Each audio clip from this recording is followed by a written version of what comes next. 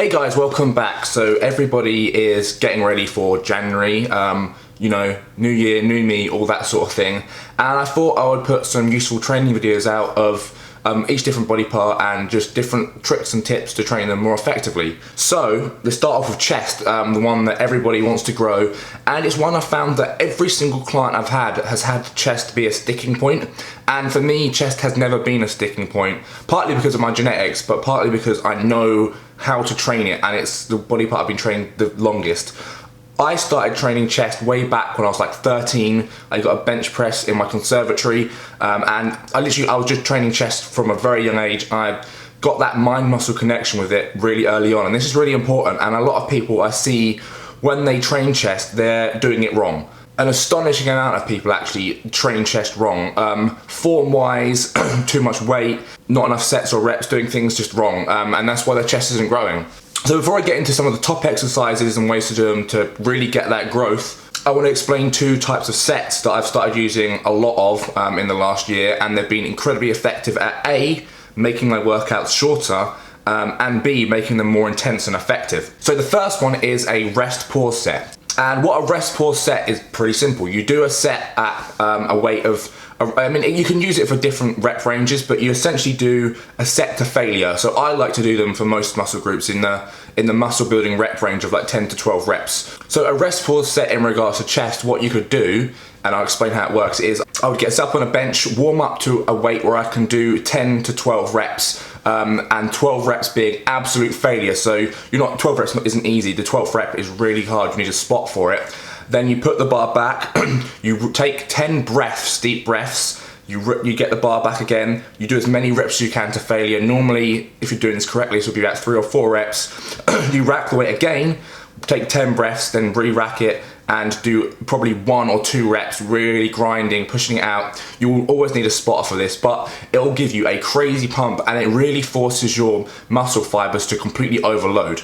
You're given that short period of time to do ATP to slightly restore in between, but then you're pushing it harder again, so the fibers just get completely ripped down, so much blood gets put in it, and you're effectively doing like 3 sets worth of exercise in one. I guarantee doing one rest pause set is going to be far more effective than doing your 3x10, where the 10th rep you're not even trying that hard. These sort of sets are designed to completely overload you, and they're really effective. And a rest pause I use in basically every workout for at least one exercise. Normally a heavy compound is a good one to do it on, but you're going to need a spot. The second type of set is a muscle round set, and again this splits the set into chunks. So you keep the weight the same again with a muscle round set, so the weight doesn't change, just how you do the reps. So with a muscle round set, you choose a weight and you normally do it in 4 chunks or 3 chunks, similar to a rest pause, but you have a slightly shorter break and you lose slightly less weight and do more volume. So an example would be, I like to do, on chest you could do a machine press, and I like to do a muscle round set of 6 reps, 6 reps, 6 reps, 6 reps. Now what I mean by this is you do 6 reps, then you pause for 10 seconds, not 10 breaths, so 10 seconds is quite a lot shorter. Then you do 6 reps, make sure that each rep is controlled, take 10 seconds, 6 reps, take 10 seconds, and the last 6 reps is often really grindy and hard, and you're getting a lot of volume in there. You're getting 24 reps, which is a lot more than you do in most sets, but you're able to do it at a much higher weight than if you're trying to rep out 24 reps straight.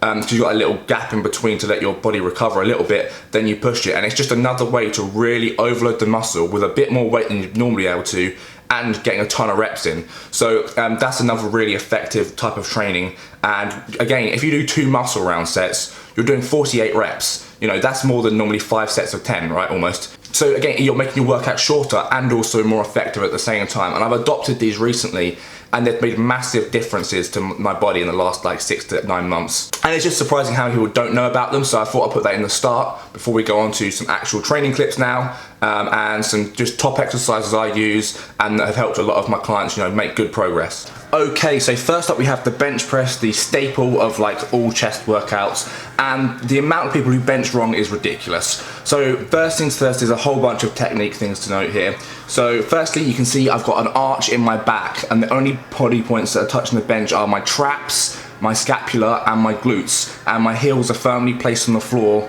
helping me drive. Now this was a 5x5 set, so I was focusing on strength. but you can see the bar comes all the way down to my chest, then I bench up. The amount of people who do not let the bar touch their chest is unbelievable, and not getting full range of motion, you're just cheating yourself. People put way too much weight on the bar, quarter rep it, honestly, or don't come anywhere near their chest and wonder why their chest isn't growing. Also doing this, you're going to more likely to damage your shoulders. So let's just look for this again. So I sit down on the bench, get myself set up, and make sure I'm comfortable. So I make sure there's a good arch in my back, because this is going to really help with stability and just pressing power. I make sure I've got a nice wide grip that's comfortable. You know, my heels are planted through the floor, and honestly, driving your feet through the floor can give you so much extra strength on chest. Then I come down slow and controlled and power back up. The negative being controlled is quite important as well. A, to stop injury, and B, just to, you know, overload the muscles more. Simple as anything really. So this is a 5x5. So 5 sets of 5 reps is something you can do to start off a chest workout. I either do this or the rest pause set normally. So that's how I often begin most of my chest workouts. Okay, next we have dumbbell and machine press movements. Now, again, people on these do not go anywhere deep enough or control the weight at all.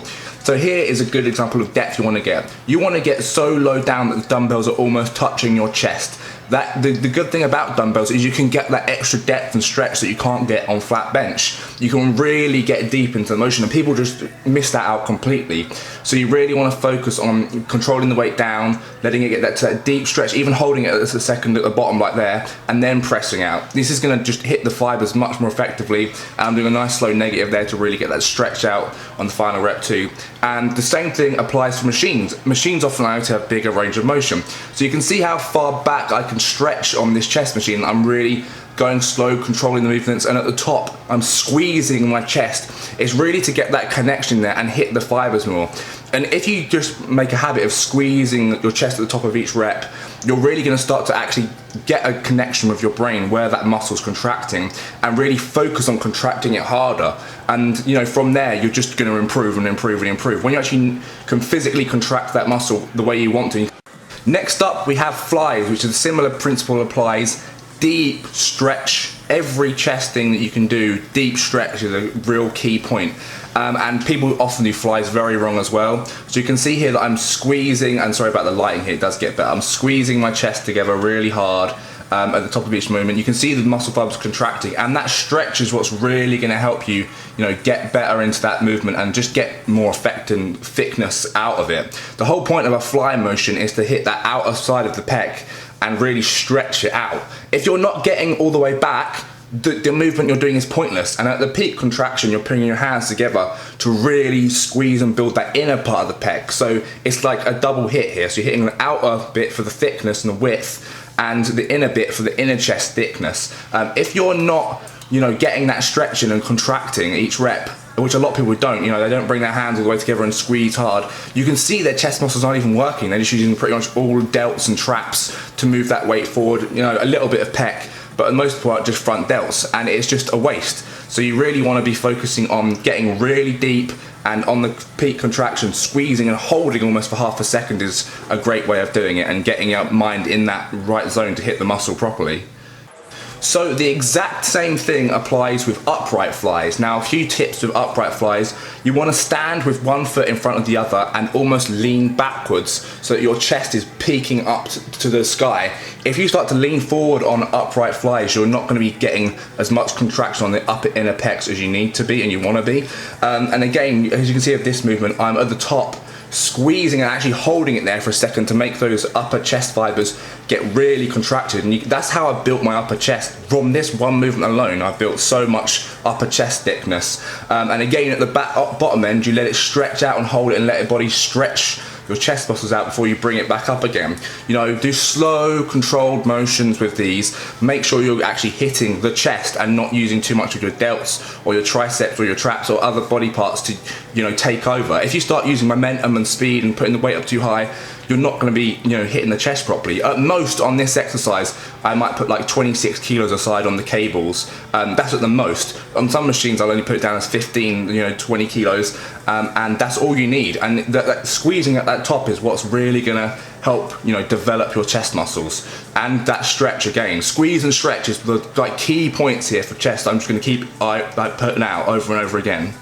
So here's a different example of flies which you can do on a machine, and I advise doing this one if you really can't get the technique down, because this is going to force you into the correct range of motion. You can see I'm getting that deep stretch, I'm squeezing and holding this one at the top of the motion. This is a different variation which is really going to help focus on the inner pec, and it's actually part of my upper chest workout. I'll chuck it in the description because most of the clips on here are used in the upper chest workout, and it's the part of the chest that people lack the most, so it's a real good way to focus on this part of the chest. And I feel chest workouts need to be focused on either upper chest, you know, trying to get the width, or just trying to get pure strength. There's different ways to train your chest. There isn't just go in and do chest. You can hit it from different angles, and I think you should focus on a specific angle each workout. And often for most people that needs to be upper chest first, then work backwards to like the lower chest, the fly motions, etc. So this is a great one you can chuck into your workouts, and it will be in the plan that was in the description. Next up, we have an example of a muscle round set like I was describing. So again, moderate weight for this incline press machine, and I'm getting controlled, getting nice depth in there, and 6 reps. The first 6 reps are always going to be pretty easy. Then you take your 10 seconds rest just to have it in your head. So I'm literally doing 30 kilos a side on this press machine. I could be doing way more weight than this, but you just don't need to get results. So again, 6 reps. Nice and easy. The second chunk's still pretty easy. It's the third and fourth chunk that starts to get really hard, and you can see I'm just making sure I focus on that contraction and really think about it, and at the top I'm holding and squeezing just for a little bit. You know, it's so important, and so many people don't do that. I just rep out the weight really fast, and they won't really properly engage those muscles. So you're getting really not a very long rest between these. With a rest pause set, your rest will be much longer than this. Muscle rounds are quite intense, short rest periods, and you get a lot of volume out. So you can see I'm really starting to struggle down the third chunk, and the last one's where it really gets hard, and you'll feel the burn so much. So this is again in the upper chest workout. Incline chest machines are phenomenal. I rate them very highly because they properly get that inner upper chest build up better than anything else as far as I can tell. Like nothing comes close. Dumbbells are pretty good, but the machines are actually incredible for upper chest. And the last rep I'm really holding it and focusing on negative, you know, really pushing it. Push yourself to the max every set. Another variation, you're still using the same chest machine, is a cross-body press. This one's really good for hitting the proper inner fibers, which people often lack. It's really hard to build up that inner chest thickness, and this is one exercise that purely focuses on getting that part of the pec working, because you're obviously pressing across your body, and it's working inwards to pull your chest across that way, to move that weight that way. So it's a really good way to get that inner chest like going, and it's good to do on later parts of the workout. It's not great to do straight away. You want to do more heavy compounds. This is more of an isolation one to put in a bit later on in your workout, and again using very little weight, only 15 kilos a side here, just really focusing on contracting the pec at the top. And the last exercise that I'm going to chuck into this video, and I'll do some more chest ones at some point, is going to be a nice fun superset, which is a great way to target upper chest, is an incline press into dumbbell fly superset.